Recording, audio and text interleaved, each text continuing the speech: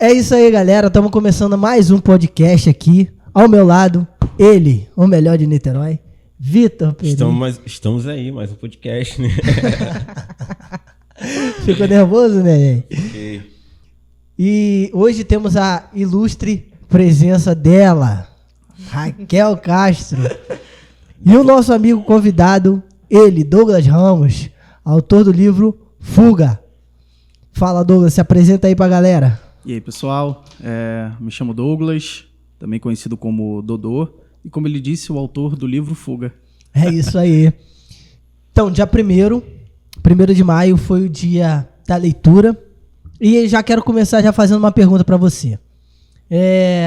O que você acha da cultura do Brasil em relação à leitura, em relação à venda de livros? Conversa um pouco com a gente sobre isso aí. Eu posso falar até um pouco da minha história em relação à própria literatura. Eu comecei a ler muito cedo, né? Assim que eu comecei o processo de alfabetização, minha mãe dizia que eu ia lendo tudo, vendo tudo que estava aparecendo, eu ia lendo as palavras. E eu mesmo tive dentro de casa essa influência para leitura. Minha mãe sempre gostou muito de ler. E eu comecei a ler através daquelas revistinhas da Turma da Mônica, né? Inclusive a gente teve até uma polêmica recentemente, né, relacionado à Academia Brasileira de Letras em relação a aquele autor que disse que aquilo que o Maurício de Souza fazia, né, não era literatura. E histórias em quadrinhos para crianças é literatura. Sim. Com certeza. É literatura, Com sabe? certeza. Eu tenho muita influência disso. Inclusive, meu livro, ele seria uma história em quadrinho. E aí eu acabei mudando em algum momento para uma história que acabou se tornando um livro. Então, eu reconheço a importância da leitura porque ela ajuda e faz com que a gente, inclusive, molde o nosso caráter. A gente tem um país que é muito deficitário nisso. E, de certa forma, a gente não tem incentivo à leitura. A gente tem incentivo a outras formas de entretenimento, como música, mas a gente não tem muito incentivo à leitura. E eu acho que nós temos muitos problemas na nossa nação exatamente por essa falta de incentivo. E esse incentivo ele vem da escola, vem de casa, vem da sociedade. A sociedade tem que trazer isso. A gente tem, às vezes, a dificuldade de que muitas vezes a escola vai incentivar, mas os pais não incentivam. Você vai ter pais que estão muito mais preocupados em estar olhando para o celular, estar fazendo alguma outra coisa do que estar incentivando. Eu tenho um filho de 2 anos, vai fazer 3 anos agora. E desde muito novinho a gente sempre tenta mostrar para ele livros, sempre tenta incentivar. E foi muito legal recentemente que a minha esposa ela comprou algumas revistinhas da Turma da Mônica mesmo, pode deixar lá, alguma coisa assim. E ele pegou a revistinha e ficou dizendo, era uma vez. Então você vê aí que provavelmente tem um trabalho que é feito na escola, mais o trabalho que é feito mais o trabalho que é feito em casa, e tudo isso leva a esse contato inicial que provavelmente vai gerar fruto lá na frente. Com certeza. Isso começa de agora, começa desde novo. Não é uma coisa que a gente vai fazer com que o adulto consiga ler de maneira tão rápida. Isso precisa começar desde a infância lá na base. Sempre trabalhando ali a parte de alfabetização, iniciação mesmo ali da leitura, a introdução, né? Sim. E você se considera um incentivador da leitura? Cara, eu me considero um incentivador da leitura. Eu tenho uma quantidade boa de livros, eu gosto de ler. Sempre gostei de ler. Tenho outros amigos que são muito melhores nisso do que eu, confesso. Mas eu considero um incentivador e você que está ouvindo a gente agora nesse momento, nunca é tarde. Caso você não tenha tanto interesse, tanta aptidão para a leitura, comece lendo alguma coisa que você goste, alguma coisa que você se interesse. A minha esposa mesmo, ela começou a gostar de ler, ter mais gosto pela leitura através de um livro que eu passei para ela, que é o Jogador Número 1, que saiu até um filme, né, recentemente. Ela leu o livro, ela ficou apaixonada pelo livro, e a partir daí ela começou a sempre ler mais, sempre querer ler mais. Então, assim, nunca é tarde. Às vezes é com uma leitura bem despretensiosa, mas é importante que se crie esse hábito de leitura e que tenha essa predisposição para a leitura. Não sei se você tem, como você é um leitor, provavelmente você tem uma rotina de leitura e, assim, uma dica que você dá para quem não não tem essa vontade de ler, mas quer começar, quer despertar esse sentimento, né? Isso é interessante. Como eu falei agora há pouco, é importante a gente começar primeiramente desse aspecto de algo que vai te despertar interesse, alguma coisa que você já gosta. Mas também é importante que a gente lembre disso. Às vezes a gente, por exemplo, olha para a questão do nosso trabalho, alguma coisa que a gente faz, e a gente, poxa, eu vou ler alguma coisa de trabalho, porque é uma coisa que eu gosto. Não, vai buscar ter algum outro tipo de interesse, vai ler alguma coisa diferente, olhe para alguma coisa diferente, alguma coisa que você imagina que você possa gostar.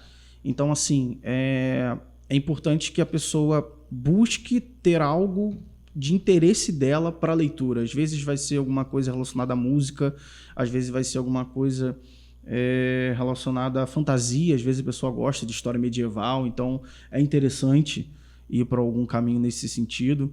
Então, eu acho que a pessoa ela precisa buscar lembrar, talvez, de alguma coisa que ela goste. E a partir daí ela vai começar a ler isso. Uma rotina de leitura interessante, eu diria assim, leia 1 a 2 capítulos, não tente passar disso. Quando você perceber que você está começando a ficar bem cansado, não leia, sabe? E também tem aquele tipo de leitura, às vezes, por exemplo, eu sou cristão, é importante que quando eu estiver lendo a Bíblia ou lendo algum livro relacionado a esse tipo de assunto, eu preste atenção naquilo que eu estou lendo.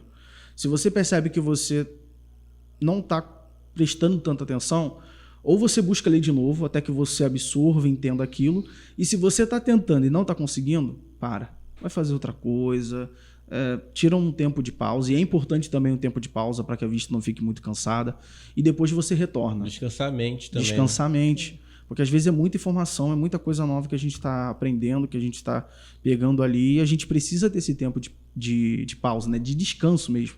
Da mesma forma que o nosso corpo, quando a gente faz muito exercício, a gente precisa descansar. Com certeza. E assim, quer fazer? Pode fazer. Não, pode fazer. Não. Ele está falando esse negócio de tempo de pausa. Eu vejo muitas pessoas lendo em ônibus, lendo em qualquer tipo de meio de transporte. Eu acho isso muito legal, porque assim, a nossa vida ela é muito corrida, né? Então, assim, dentro do ônibus, assim, a melhor opção para quem tem essa vida corrida de ler. Eu já tentei várias vezes, mas assim, me dá um enjoo, me dá dor de cabeça e eu não consigo. E teve uma vez que eu vi uma menina, ela em pé, no ônibus, lendo. E eu, gente, como é que pode? Eu não consigo ler nem algumas frasezinhas assim que já começam a me dar enjoo. E assim, mas eu achei muito interessante assim, ela ali, e aí depois ela... Quando eu fui ver o tema do livro, era algo relacionado a trabalho, tipo assim, falando sobre profissões, alguma coisa assim, né? Porque eu sou fofoqueira, acabei prestando atenção. Normal. Acabei... É segredo.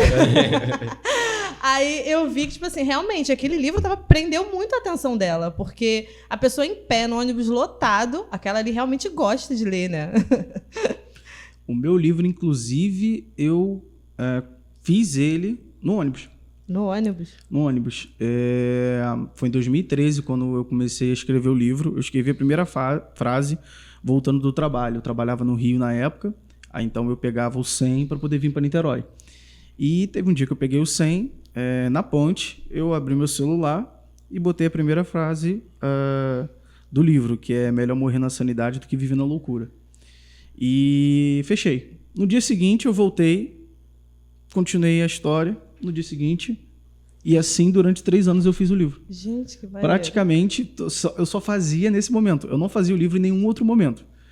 Na minha casa eu não fazia, quando eu pegava o meu ônibus para poder ir para minha casa também não fazia, mas quando eu estava no 100, na ponte, geralmente eu adorava engarrafamento. Também era ótimo, porque era o momento, olha, que deslanchava. A criatividade ali, agora eu vou escrever. Exatamente. Agora. O livro eu terminei em 2016, foi de 2013 a 2016.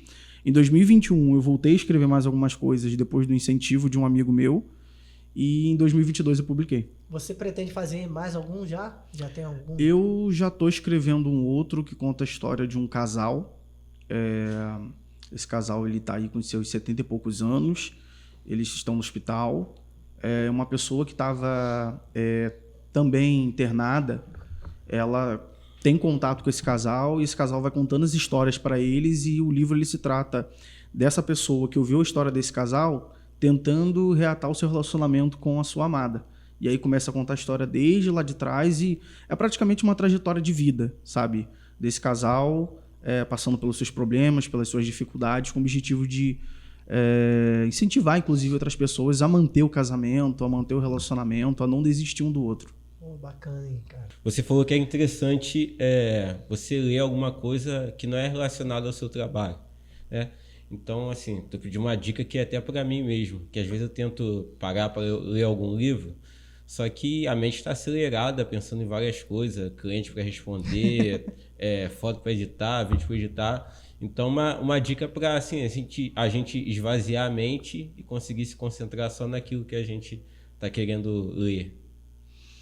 Olha, uma dica de fato isso daí acaba entrando um pouco em outros âmbitos, não somente o âmbito da leitura, mas é a gente, de alguma maneira, entender a necessidade de parar.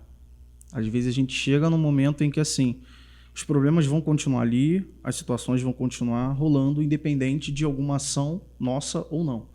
Então, há um momento em que a gente, de fato, precisa parar o que a gente está fazendo e, de fato, focar a atenção em outra coisa, sabe? Porque, de fato, todos nós temos uma vida muito corrida, são muitas coisas para fazer, muitas coisas para resolver.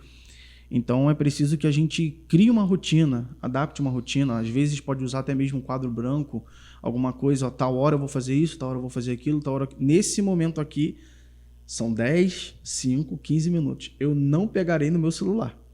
Quando eu voltar, eu sei que vai estar tudo pipocando, vai estar uma coisa de doido. Loucura. Exatamente, mas naquele momento específico eu não vou fazer isso. É preciso que, de fato, a gente estabeleça a rotina. A rotina ela não é nossa inimiga se a gente souber como usar ela. É porque a gente faz isso muito com as crianças. A gente quer que as crianças criem uma rotina, mas a gente mesmo acaba atropelando a nossa rotina, né? Exatamente. A rotina é a nossa aliada. A gente tem que saber usar isso ao nosso favor. Bacana. É melhor morrer na sanidade do que viver na loucura. É a primeira fase do livro. Isso é o que o seu avô falou, mas essa pergunta é real? Não, na verdade a história ela nem se trata de mim especificamente, né? Na verdade a protagonista é uma mulher, a Laura Silva. Laura Silva, uma mulher negra, e a história começa contando sobre a infância dela, o momento que ela passou com o avô, a vida difícil que ela tinha com a mãe, isso acaba influenciando muito ela. E isso é o prólogo, né? Ela vai contar um pouco mais sobre ela, sobre as dificuldades que ela passou. Ela, inclusive, vai relatar o fato dela ser uma menina negra numa escola onde só tinha crianças brancas, sabe?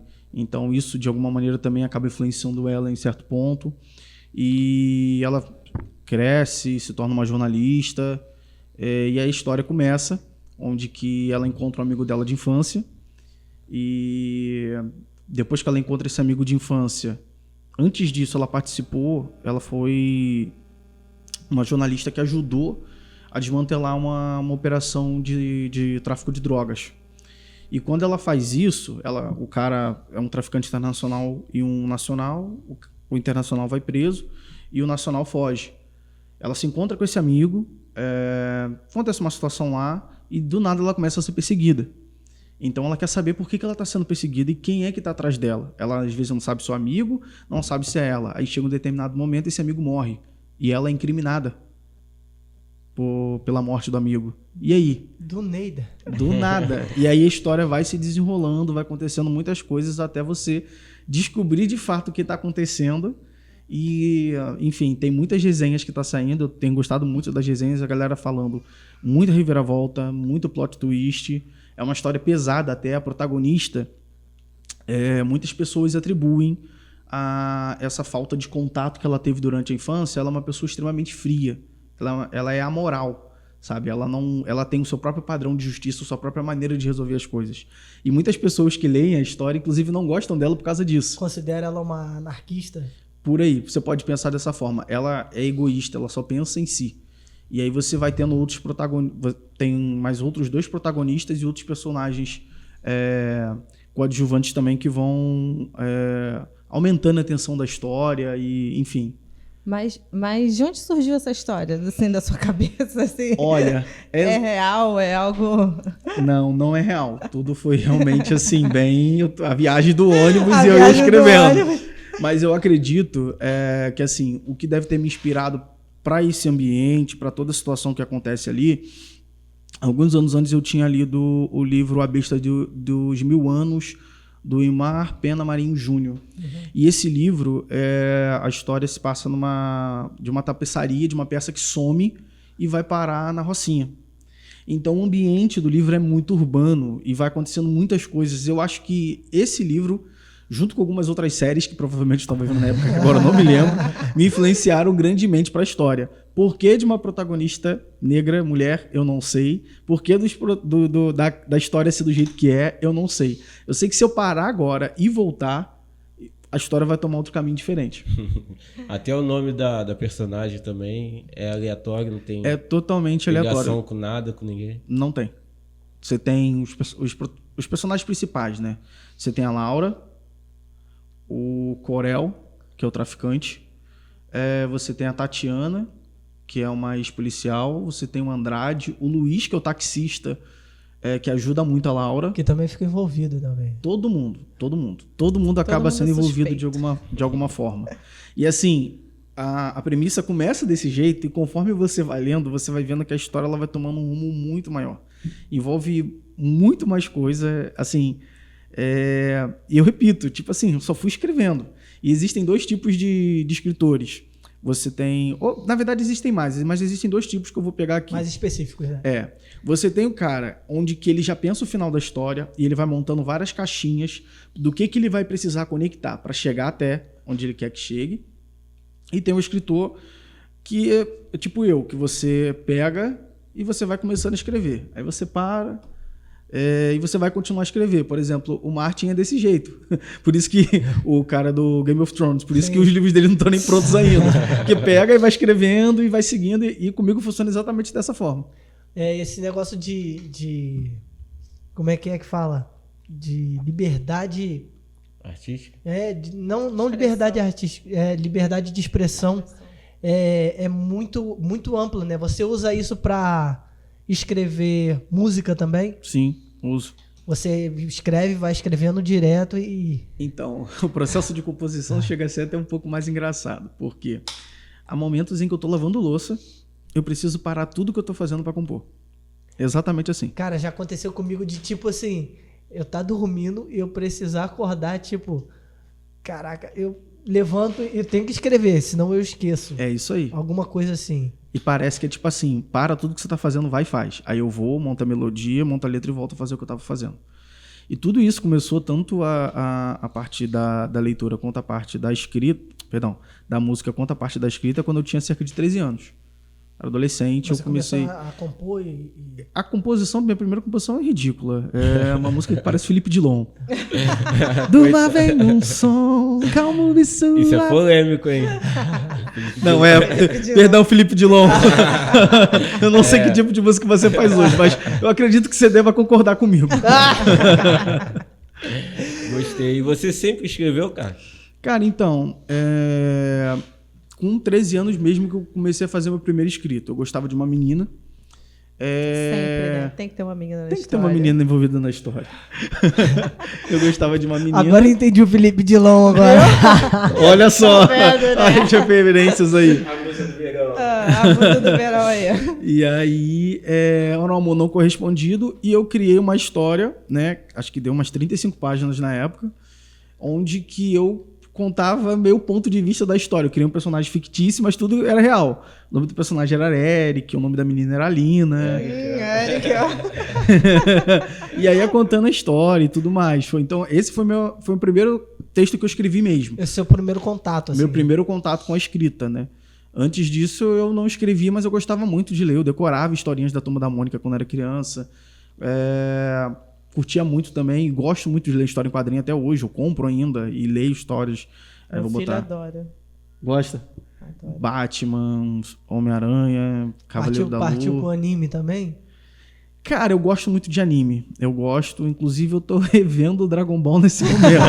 Falando, sendo bem sincero, que é o meu anime de infância preferido. Eu tô revendo, inclusive. Muito bom, né? É bom demais, cara. Não tem como. Eu gosto muito do Super, mas eu tô até aprendendo a amar mais ainda a saga dos Saiyajins. É maravilhosa. Olha isso, gente. É muito boa. E Naruto, você gosta também? Oi? Naruto? Cara, eu tenho um grupo de amigos onde que eu tenho 2 amigos que eu digo que eles são naruteiros. Quantos né? anos esses amigos? Um fez acho que 25 ou 26 e o outro tá com quase 30. Meu Deus. Meu filho tá com 13, meu Deus. Eu não posso ir no shopping, numa saraiva da vida, que o garoto se entra lá dentro e pronto. Eu não saio de lá, vambora, correndo, porque ele quer levar todos os livros. Tudo, né? E é tudo caro, né? Tipo assim, são livros caros. Mas você estava falando em relação de criança, eu lembrei que quando ele era bebê, pequenininho, assim, os primeiros livros que eu comecei a comprar para ele era de histórias bíblicas, só que de música. Ah, que legal. Que eu comprava na CPAD, era o livro, aí contando as histórias do nascimento de Jesus, tinha da Arca de Noé, só que é bem curta, né? E apertando os botãozinhos. E nesses botãozinhos ia contando a história, narrando. Ele gravou tudinho. Tinha um vídeo dele contando a história do nascimento de Jesus. Até esses dias o Facebook me relembrou. Eu não consegui salvar. Então, foi daí que ele começou com esse negócio de livro. Porque, assim, eu incentivei bastante nessa época. Agora, tomei assim, mas assim, ele pegou um gosto pelo livro que só dele mesmo. Porque eu acredito que tenha sido fruto disso, né? De lá, de quando ele era pequeno, menorzinho, agora ele tá com 13 anos. Continua pequeno, né, meu bebê? Mas... Vai ser sempre seu bebê. Meu bebê, maior do que eu. Mas assim, ele adora anime, esses livros todos ele compra e tá lá. O livro, a bancada dele é sobre isso, entendeu? Aí a gente vê como que é importante incentivar a criança desde pequeno, sabe? E isso começa, como ela falou, desde bebê. Desde Meu filho bebê. também tem uns livrozinhos bem lá pequenininhos, tem um que ele já até destruiu, tem a bibliazinha também dele lá.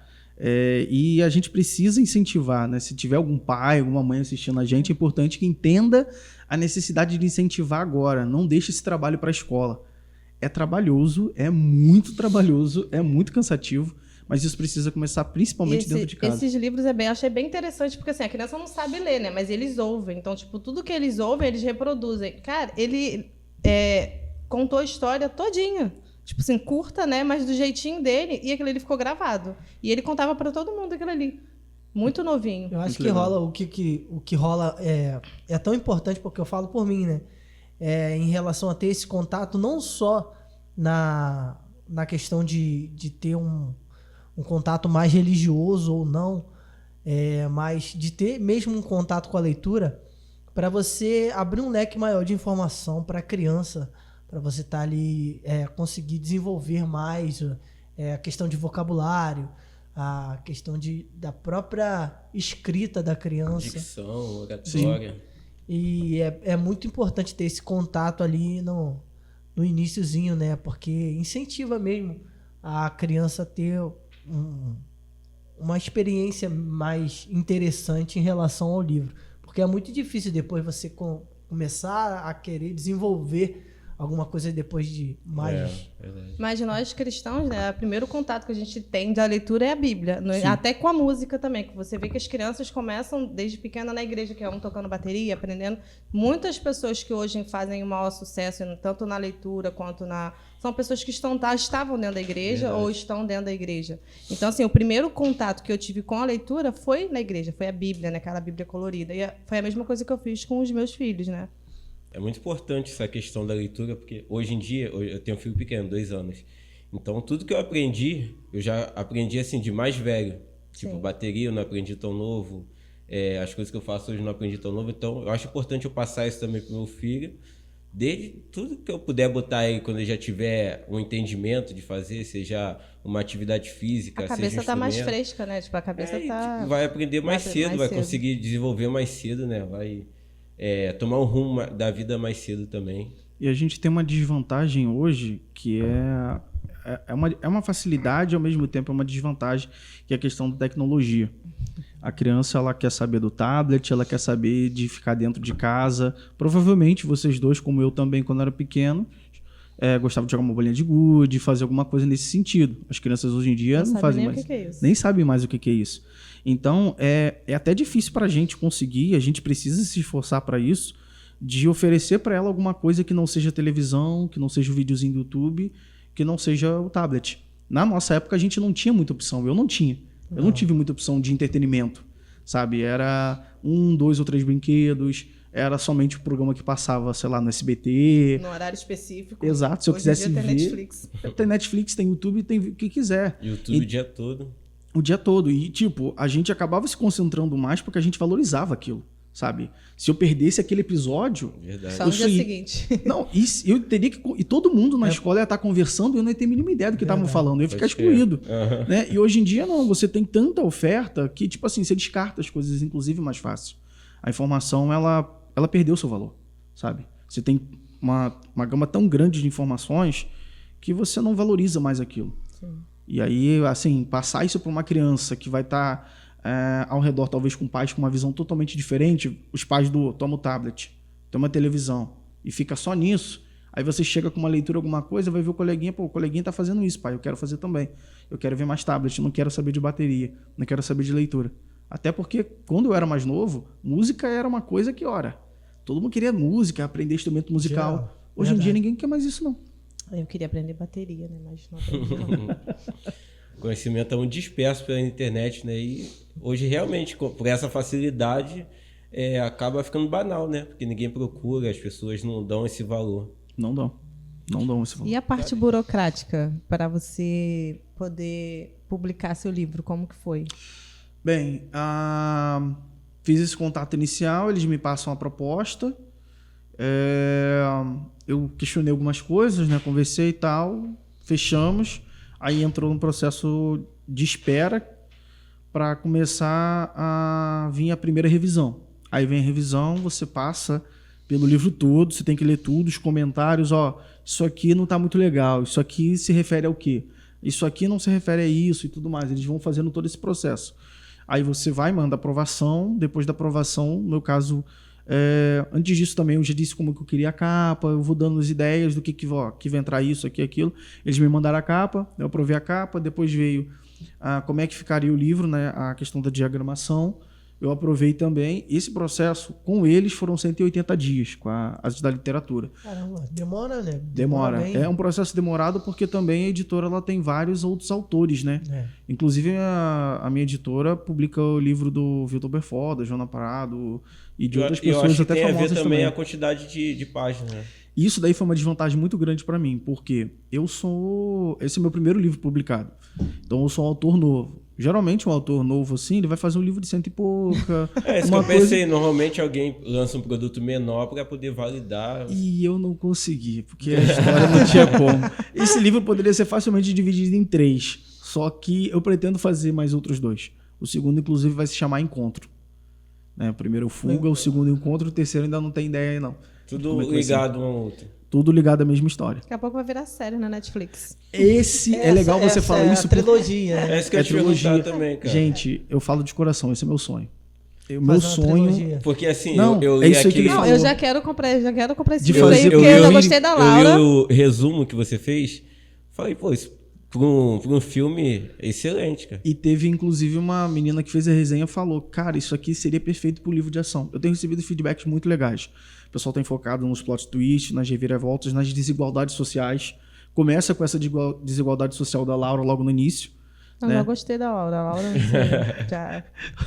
Tem muita gente que lá na frente você não vai gostar dela por causa de algumas atitudes que ela vai cometer. E Então, são mas atitudes é bem assim mesmo. controversas. Mas no início você se simpatiza bem com a versão dela.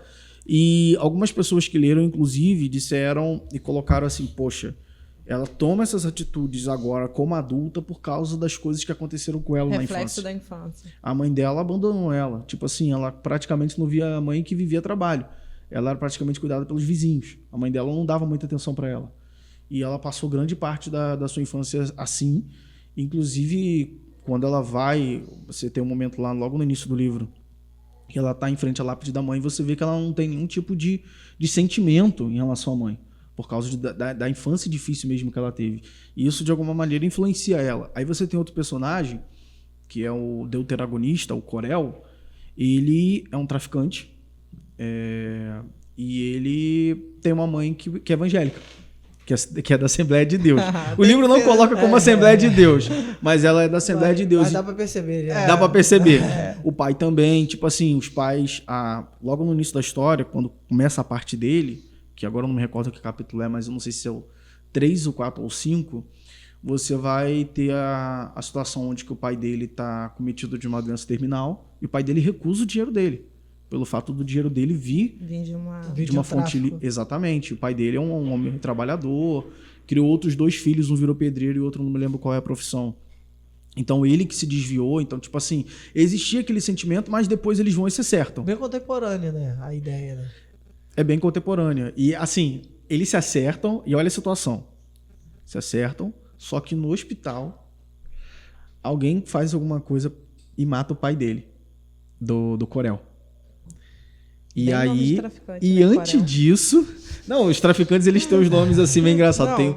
Tem um que acho que é... Não sei se é... Tem um que é charuto. Cada um vai tendo um nome assim, que é o pessoal mais barra pesada, né? E aí, quem ele acha que matou é a Laura. Porque um pouco antes, quando a mãe dele vai lá na mansão dele, a mãe dele conta a situação do pai. Ele, poxa, não aceito dinheiro. Não vou aceitar. Você sabe que seu pai não aceita nada disso. Enquanto ele tá sozinho lá, uma mulher de pele escura invade a casa dele e eles começam a brigar. E aí vai acontecendo várias situações que ao final do capítulo ele pensa, é a Laura que tá atrás de mim. E aí, logo nessa parte inicial, você vai ver muito um jogo de gato e rato, cada um contando um capítulo diferente, onde que um tá tentando pegar o outro, porque imagina que são... E um fugindo do outro, né? Fugindo e tentando se encontrar também. É um momento que alguma coisa é tramada para que ele se encontre de alguma forma, né? E o Corel, inclusive, vai tentar trazer alguns outros aliados explicando a situação. E a Laura também quer pegar o Corel de alguma forma. Mas nesse livro, a Laura, ela trabalha com a polícia ou ela é No policial? início, ela trabalha, conta a história dela nesse caso policial chamado Casa Barras. Ela recebe, inclusive, proposta para trabalhar de vez com a polícia, mas ela é uma pessoa super tranquilona. Ela não quer, porque é muita dor de cabeça, é muito trabalho, ela prefere fazer as coisinhas dela. Ela é chefe de um jornal da cidade lá, então ela é super tranquila, muito dor de cabeça. E, inclusive, é legal essa parte, porque ela fala o seguinte: eu não quero ter um idiota que não tem a mínima noção do que está fazendo me cobrando alguma coisa só porque tem outro idiota que não tem a mínima ideia do que está fazendo também atrás de mim. É tipo assim, o chefe me cobra uma coisa que ele não sabe o que é porque tem outro chefe que está cobrando ele. Então ela não quer esse tipo de coisa, ela é muito livre. Ela gosta muito desse aspecto de liberdade. Então qualquer coisa que prenderia ela, isso inclusive é um ponto legal, porque ela não tem relacionamentos. Ela é uma personagem que acredita que todos os relacionamentos são baseados em interesse. Porque ela não teve um vínculo afetivo, ela não teve pessoas próximas dela de fato. Então, tipo assim, relacionamento de amizade é na base do interesse, relacionamento afetivo mesmo com o homem também é na base do interesse. Então, a partir do momento que ela não está mais interessada, ela descarta. Só que ela não dá, ela descarta de uma maneira muito sutil. Então, ela é uma pessoa muito difícil. E tudo isso geralmente acontece por causa dessa dificuldade que ela teve, e o livro de alguma maneira mostra, as pessoas tiraram muito essa reflexão de como que aquilo que acontece conosco, as nossas escolhas influenciam naquilo que vai acontecer na nossa vida. A gente às vezes toma uma atitude agora, mas a gente não imagina o que aquela atitude vai acarretar pra gente no futuro. Qual o caminho que aquela atitude vai levar a gente, né? Exato. Isso é uma verdade mesmo. Pô, muito interessante, cara. Minha mente, eu viajo, né? Porque ele vai contando a história, eu já vou já pensando na história, já tô tipo vendo Netflix. É muito Netflix, mas é é muito muito Netflix. A gente consegue fazer um filme disso, né? Será que ele livro. consegue? Na minha cabeça eu já fiz todas as cenas. Esse meu amigo, o pastor Gabriel, ele montou um trailer que eu fiquei... É porque eu perdi a mensagem do trailer. Eu tenho que pedir para ele me mandar de novo. Mas ficou sensacional, porque tem um momento... Sabe quando você vê aquele trailer que tem os momentos de tensão e tem aqueles momentos de alegria? Porque tem um momento no livro que está acontecendo realmente uma festa. Uhum. Inclusive, a Laura fala que tá todo mundo lá, né? E as pessoas se divertindo de alguma forma. Esquisita.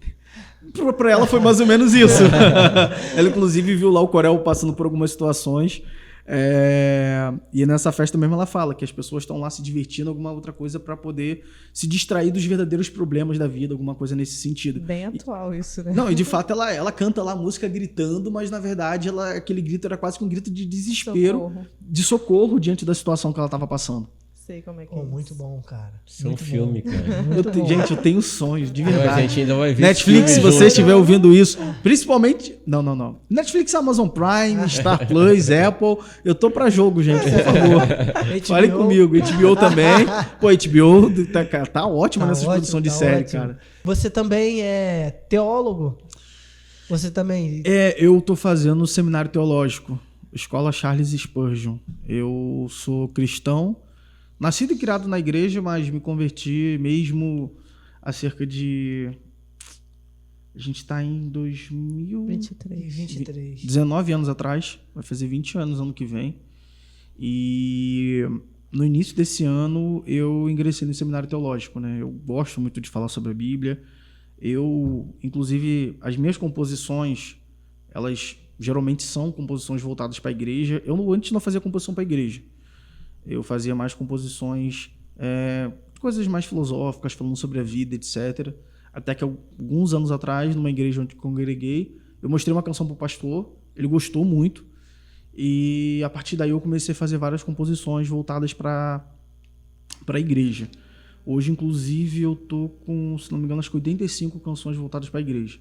Na minha igreja antiga a gente cantava algumas, e na minha igreja atual a gente já canta algumas também. Você também 85. trabalha fazendo distribuição dessas músicas? Cara, eu tava com um produtor que foi agora para Portugal. Ele tá produzindo algumas músicas minhas. Eu pretendo lançar essas músicas ainda nas redes sociais, e também tô fazendo outros trabalhos em relação a isso também. No meu Instagram tem um vídeo que eu fiz com a produção aqui da Casa de Música Sonora, do Largo da Batalha, do João Pedro. Sim, Inclusive, conheço. queria até fazer um merchan, porque a galera é bem legal lá. É. Quiser fazer aula de violão, aula de teclado, ukulele, canto. Eu, inclusive, estava fazendo uma aula de canto lá com a professora Aline. João Pedro, muito bom. João Pedro conhece, né? Gente finíssima. Gente, pô. Finíssima, cara. Grande abraço Aqui aí, no Largo irmão. da Batalha, é isso? Casa de Música Sonora, no Sapê, ali na rua São Rafael, perto do Meire Lanche. Então, assim, eu cheguei até a fazer uma produção, pode até ver lá no meu Instagram, e essa produção é até interessante, porque é uma música que fala sobre luto, sobre perda.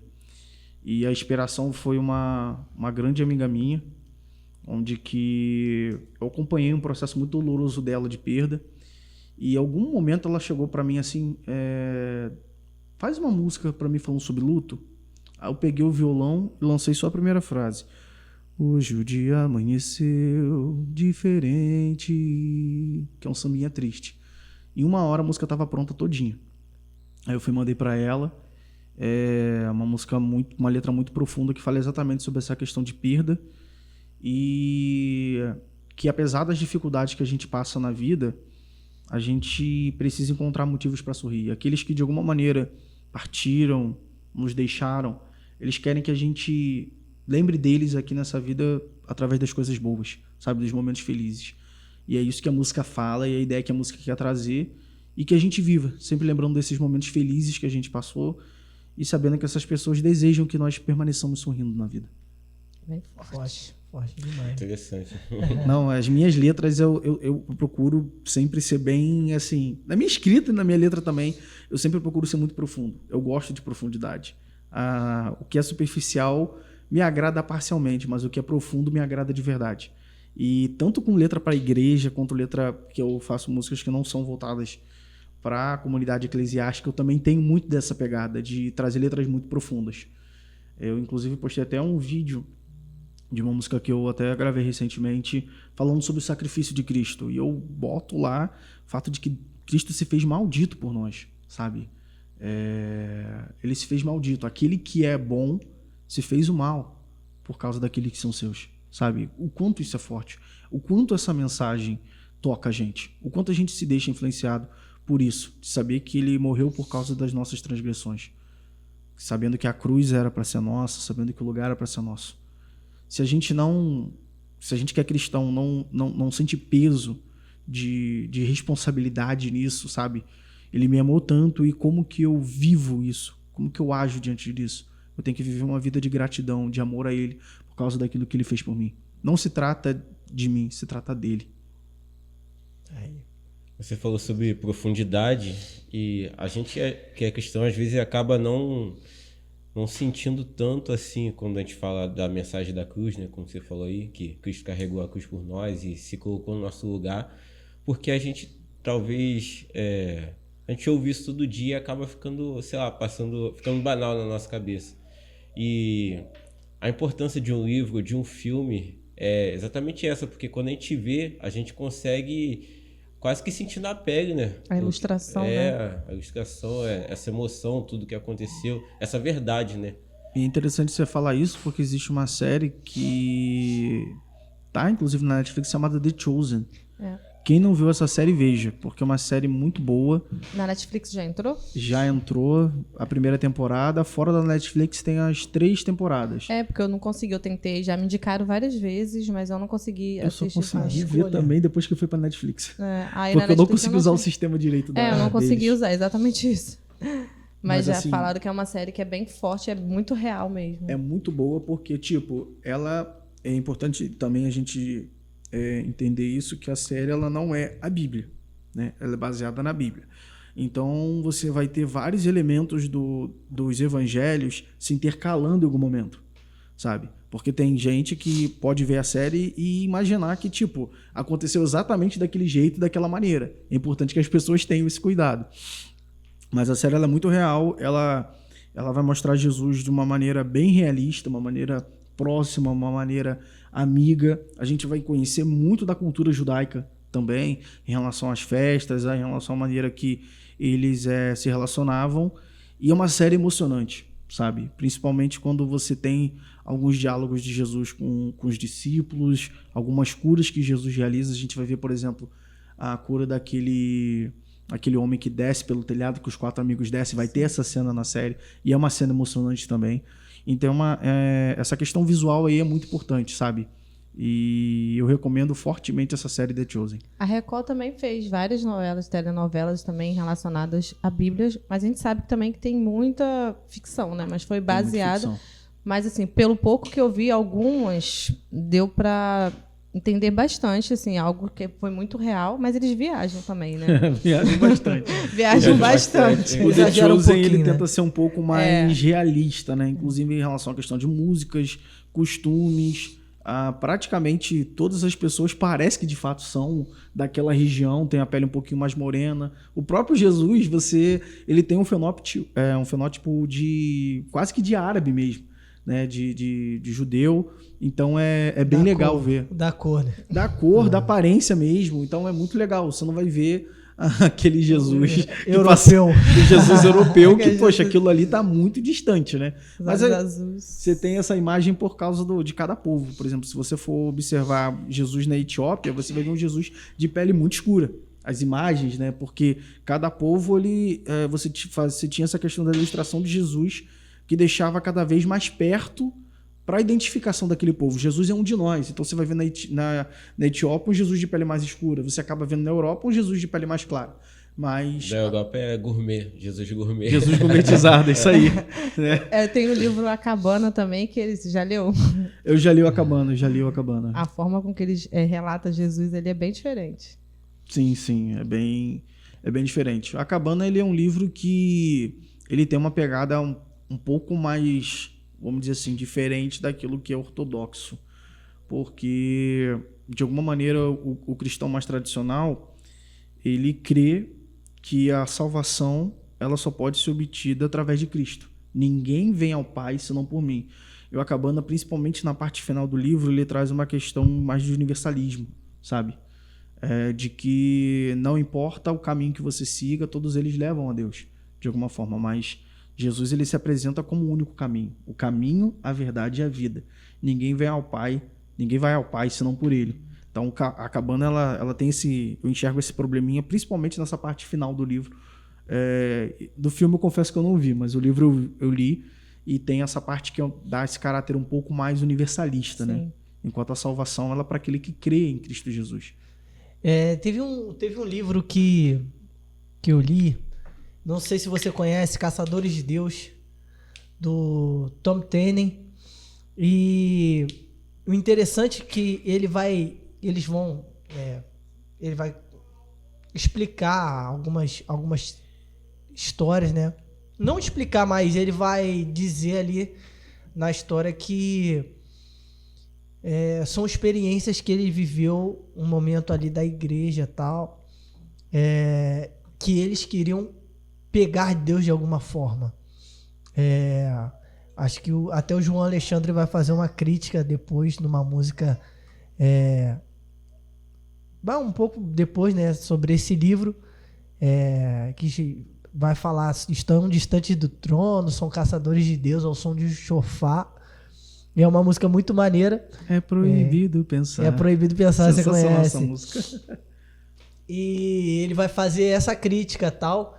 E por causa dessa crítica que ele fez na música dele, eu resolvi ler o livro Caçadores de Deus. Só que, tipo assim, eu tive uma experiência com o livro totalmente diferente do que ele estava falando ali na música. Porque eles explicam, né, ali na história que eles queriam agarrar Deus de alguma forma, encontrar Deus. Não é porque é americano, né? Aí tem umas traduções meio grosseiras assim. Mas eles estão tentando pegar Deus de alguma forma e chega um momento que eles estão reunidos orando dentro da igreja e pedem para uma ministra orar. E tem um tempo que eu não leio, que eu não vejo mais esse livro, que eu não li, né? Que eu li, na verdade, ele. E não lembro agora dos protagonistas, dos coadjuvantes, mas a menina tá ali naquele momento tentando trazer a presença, tocando, ministrando, e Deus surge em forma de raio, rachando o púlpito de cima a baixo, fazendo com que todo o povo que estivesse ali temesse.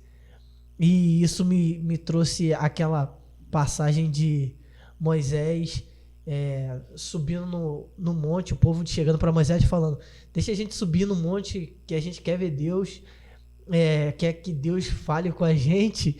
E tipo assim, parece que meio que existiu uma correlação com o que ele estava falando ali no livro e com o que passou nessa passagem de Moisés, sabe?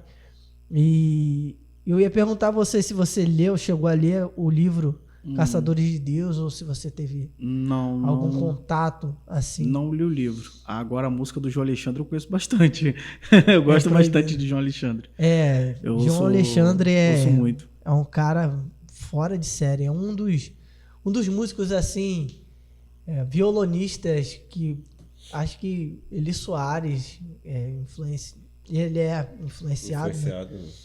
Tem várias particularidades da música do João Alexandre. Ele é muito bom. Quem não conhece, ouçam as músicas dele. Acho que você deve conhecer. João Alexandre, ele canta tem uma música bem famosa dele, que é assim, ó: eu encontrei teus altares, Senhor, rei meu e Deus meu. Teus altares. Essa música, na verdade, se não me engano, acho que é do Vencedores por Cristo. Sim, que ele regravou. Eu, se não me engano, acho que ele chegou a fazer parte também. E eu acho que essa letra é do Jorge Camargo, que inclusive é um cara das antigas, junto com o João. E tem o Nelson Bomilca. Tem toda uma galera, tem uma galera das pesada. Antigas. E eu gosto muito dessa galera. Eu, inclusive, pra música, tipo assim, eu tô muito aquém, sabe, do que a gente tem de mais popular hoje. E eu gosto muito de ver essa galera. Você tem, como você disse, o João Alexandre, você tem o Jorge Camargo, tem o Gerson Borges, que vive vindo pra cá, pra Niterói. Com certeza. Enfim, tem o Guilherme Kerr. Tem uma galera muito boa. Ademar das antigas também. A gente cantou esses dias lá na nossa igreja, inclusive uma música dele que é Porque o Fim da Lei é Cristo, né? Sim. Que é uma música muito linda que fala a respeito de justificação. É uma música muito boa. Recomendo. Ademar é muito bom também. Gente, vamos lá. Vocês que estão aí nos assistindo, curtam, compartilham bastante. Estamos aqui, né, com esse compositor aqui, autor, né, desse livro. Então, vocês curtam bastante, comentam, compartilham bastante para a gente poder continuar, né, dando procedimento aos nossos episódios aqui. Douglas Ramos. Sou cara. Eu. Dodô. Isso aí. E sobre composição, quais músicos te inspiram? Cara, eu acho que praticamente essa galera toda que eu falei aqui agora há pouco, né? O Gerson Borges, o Vavá Rodrigues. Inclusive eu participei de um clipe deles, foi muito legal.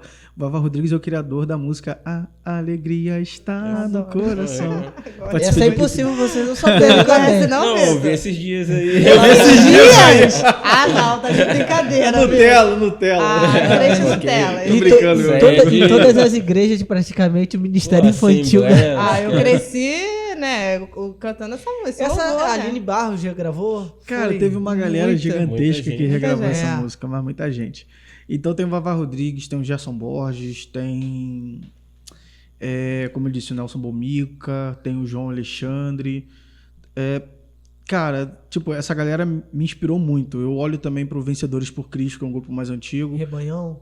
Cara, eu Nem tanto, né? nem tanto, mas eu gosto, cara. Pô, até a música da Casinha maravilhosa.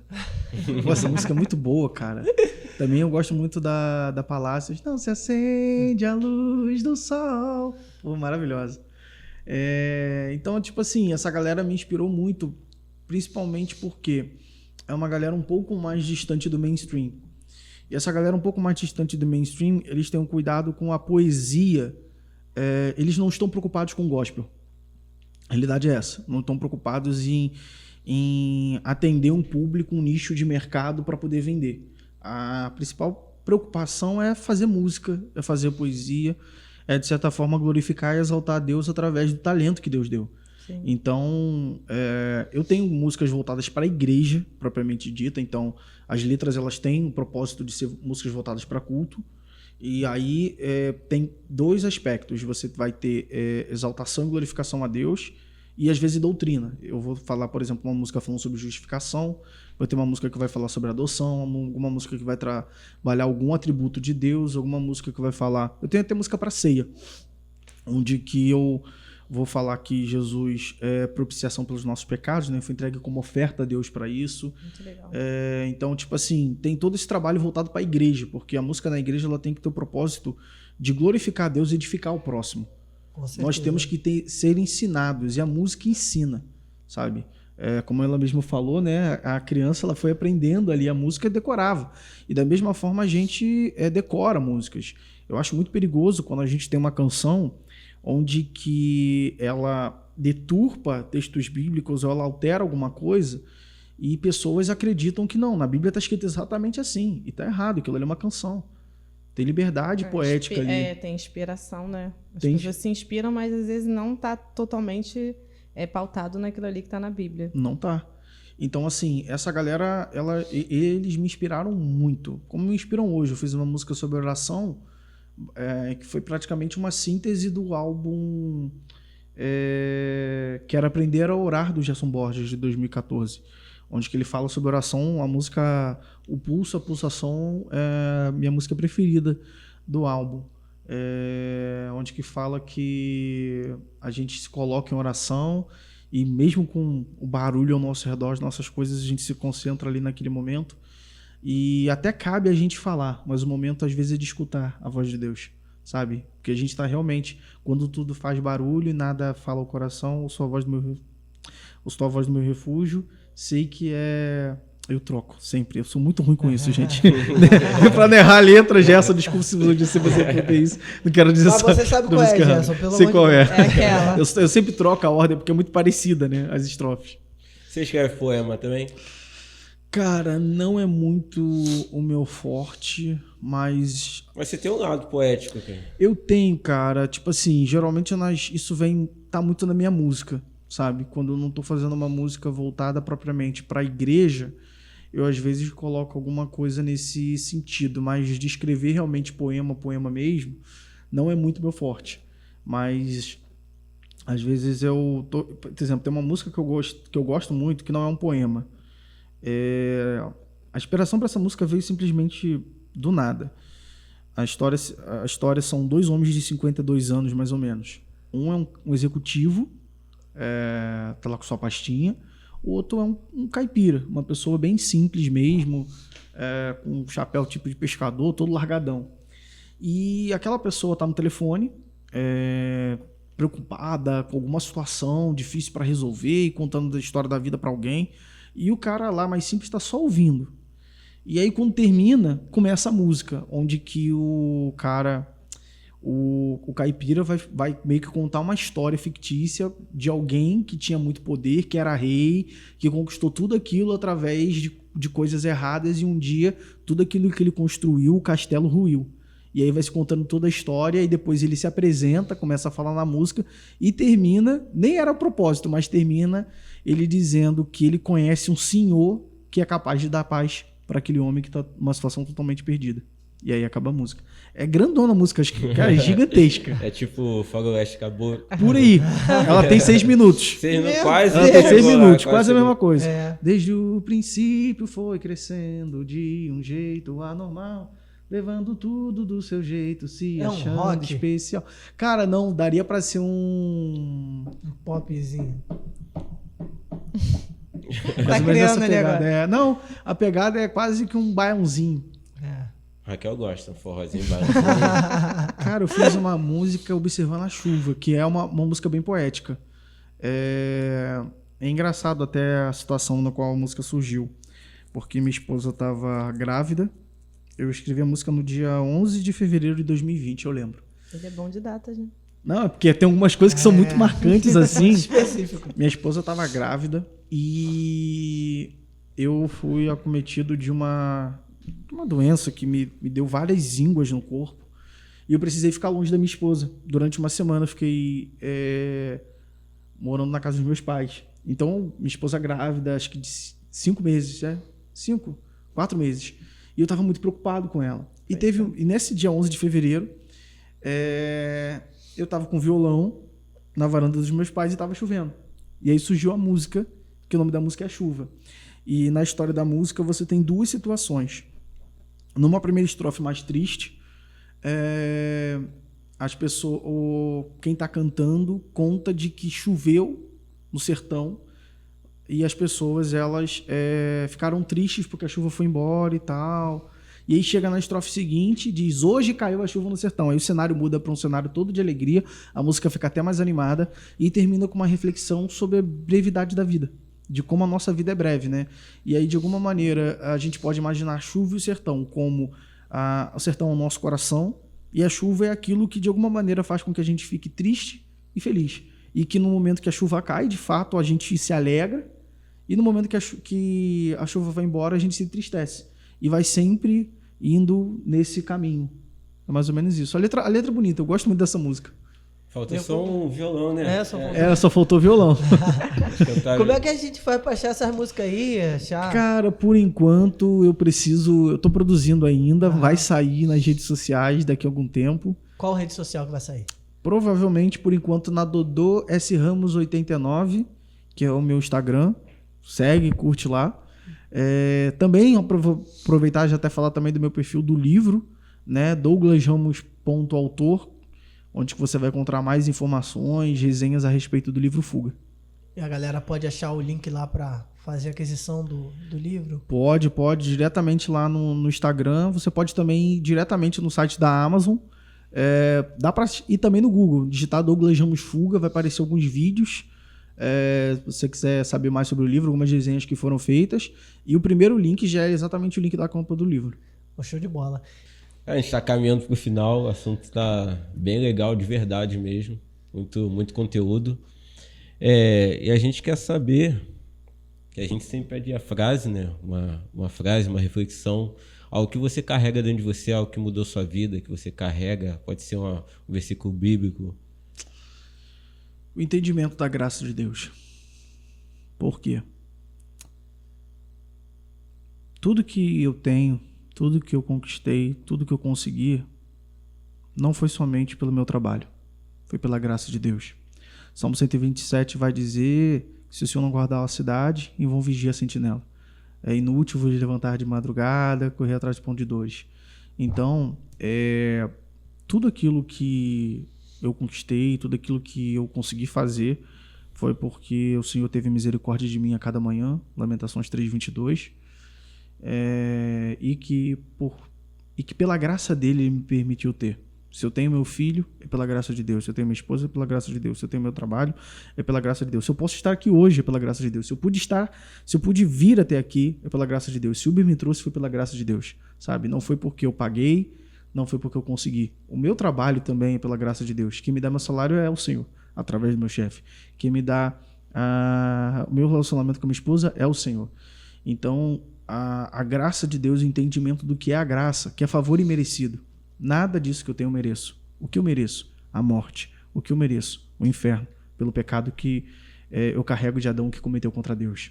Porém, o Senhor olha para mim de maneira graciosa e envia Cristo para morrer pelo meu lugar. E a partir disso, minha mente muda de uma maneira extraordinária. Tudo que eu tenho, eu sei que é pela graça. Tudo que eu recebo é pela graça. A salvação é pela graça. Não fiz nada para merecer. Não fiz nada para merecer a esposa que eu tenho, o filho que eu tenho, o trabalho que eu tenho. Não fiz nada para merecer. E é engraçado isso, porque houve meu esforço. Eu tive que ir lá falar com a minha esposa. Eu tive que fazer um processo seletivo. Eu tive que pagar o Uber para poder estar aqui nesse momento. Mas tudo isso foi pela graça. Então, acho que esse entendimento da graça de Deus, do nosso merecimento, de tudo aquilo que a gente tem e faz, é algo que norteia grandemente minha vida. Interessante. Show. E esse assunto sobre graça é bem extenso, bem complexo, porque hoje em dia a gente faz muita coisa e a gente acha que é pela nossa própria força, né, que a gente consegue conquistar algumas coisas. Inclusive, a gente às vezes faz algumas funções na igreja, a gente às vezes toca, às vezes, sei lá, canta, limpa o banheiro. Aí a gente acha que a gente merece algo mais porque a gente faz essas coisas, mas não, né? É pela Não, graça. Tudo pela graça. É tudo pela graça. O Senhor, ele é maravilhoso. E essa graça não se estende somente a nós também, né? Existe a graça comum, que é o que faz com que as pessoas que não servem ao Senhor tenham seus dons, talentos, etc. Ainda que de maneira direta eles não façam, tudo isso glorifica a Deus. Tudo isso mostra a grandeza de Deus, mostra como Deus ele é bondoso, como ele é maravilhoso, como ele é perfeito. E aí que está talvez a principal diferença entre aquele que é do Senhor e aquele que não é do Senhor. Eu sei que houve meu esforço, que houve meu trabalho, que houve minha dedicação, e tudo isso eu só consegui fazer pela graça de Deus. E por isso eu dou glórias a Ele. Eu agradeço a Ele, eu reconheço a ação dEle. O ímpio, aquele que não serve o Senhor, ele não quer de maneira nenhuma dar glória a Deus. Ele não quer reconhecer que ele passou, às vezes, num concurso por causa de Deus. Foi por causa do trabalho dele, do mérito dele. Um médico, depois de um paciente ter alta, não foi por causa de Deus. Foi por causa dele. Então, aí que está a diferença. O médico cristão, não. Ele entende que o Senhor que permitiu ele a ter passado pela faculdade, ter feito residência e agora está ali trabalhando, que aquele paciente teve alta porque foi o Senhor que o guiou em todo aquele processo. Capacitou. Entendeu? Exatamente. Essa é a principal diferença entre o cristão e o não cristão. Tudo que a gente faz, o principal propósito da nossa vida é glorificar Deus, sabe? Nós existimos para isso. Né? Tudo, os céus declaram a glória de Deus e o firmamento anuncia a obra de suas mãos. Tudo existe para a glória de Deus. E é engraçado falar disso, porque às vezes a gente acha que a gente dá glória a Deus quando a gente fala glória a Deus, aleluia! Isso não é dar glória a Deus. Dar glória a Deus é você, de fato, compreender de maneira clara que o Senhor está presente em todo lugar, em tudo aquilo que você faz. Eu bebo essa água para a glória de Deus. Eu bebo um cafezinho para a glória de Deus. Eu jogo videogame para a glória de Deus. Eu trabalho para a glória de Deus. E a gente precisa ter sempre esse pensamento de gratidão, esse pensamento de que tudo que nós fazemos é porque o Senhor nos permite fazer. Porque pensa, como é que a gente vai dar glória a Deus e, mais do que glória, graças. A palavra vai dizer que em tudo dá graças. Como é que a gente vai dar graça a Deus? Como é que a gente pode dar graça a Deus, na verdade, passando por uma doença, passando por uma dificuldade, tendo um problema de crise no casamento? Como é que você dá graça a Deus? E a palavra te manda dar graça a Deus em todas essas situações. Você dá graça a Deus quando você, de fato, faz aquilo que o Senhor quer que seja feito nessas situações e nesses momentos. Assim você reconhece o Senhor em toda aquela situação e você busca fazer aquilo que o Senhor espera de você. Como Jó, né? Um grande exemplo disso. Muito Douglas, muito obrigado por essa experiência, né?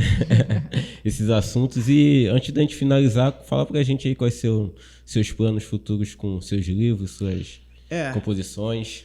Bem, a gente já falou aqui muito da série da Netflix. Beleza, Netflix? Meu objetivo realmente é, de fato, que o livro se torne uma série, porque ele tem muito potencial para se tornar série. Ele tem aquele ritmo muito frenético, o pessoal fala muito disso, é muito frenético mesmo. Se termina de uma ação, vai para outra, acontece uma coisa, vai acontecendo outra, ele não para no ritmo. Isso é bem legal. É um livro de ação mesmo. E em relação ao livro é isso. Pretendo estar fazendo a continuação, já estão me pedindo a continuação, porque o livro ele termina com cliffhanger, né? Ele termina de uma maneira que vai continuar. Tem que ter uma continuação para aquela história. Já dá esse gancho. Já dá esse gancho. Eu já coloco isso. Isso é muita cara da Netflix. Não. Eles encerram uma série assim, Você fica péssimo. assim, não acredito que eu vou Não ter que acredito. esperar um ano para poder ver isso de novo. E é exatamente o que eu faço no livro. O livro ele termina exatamente de uma maneira que termina com o epílogo, né? Que essa partezinha final. Começa com o prólogo e termina com o epílogo. Que é para poder dar esse aspecto de continuidade da história. Você não tem mínima noção do que vai acontecer, mas vai acontecer alguma coisa. Você quer ver o problema sendo resolvido. Porque o livro ele termina de uma maneira trágica. O livro ele é uma história quase que de tragédia. É engraçado até falar isso porque eu trabalho muito com o aspecto do pecado no livro. Sabe? A situação da Laura, a maneira que os personagens agem, é de fato uma forma de demonstrar como que o pecado trabalha na vida do indivíduo. A Laura, em algum momento, ela chega, inclusive, tem uma frase que ela vai dizer assim, de que não há ninguém que nunca erre, ninguém que faça algo de errado. E isso lembra o texto de Romanos 3,10. Só que pelo fato dela ser uma pessoa que não serve a Deus, ela diz que no final vai estar todo mundo junto no inferno. Ela fala isso. Por quê? É o tipo de visão que ela tem, que é uma visão de uma pessoa que não tem o tipo de perspectiva que nós, por exemplo, que estamos aqui, temos. Então o livro ele trabalha muito. O cristão, quando ele lê o livro, ele observa muito essa questão de como que o pecado, as consequências, as mazelas que o pecado traz na vida do indivíduo e leva ele a agir e ser da maneira que ele é. E aí você vê o personagem que teve a mãe lá na igreja e tal, que viveu o caminho todo, ele termina com uma história de redenção. Ele termina o final do livro, na parte final dele lá, ele meio que se arrepende dos seus pecados e entrega a vida para Jesus. É o único personagem que faz Spoiler. isso. Um spoiler.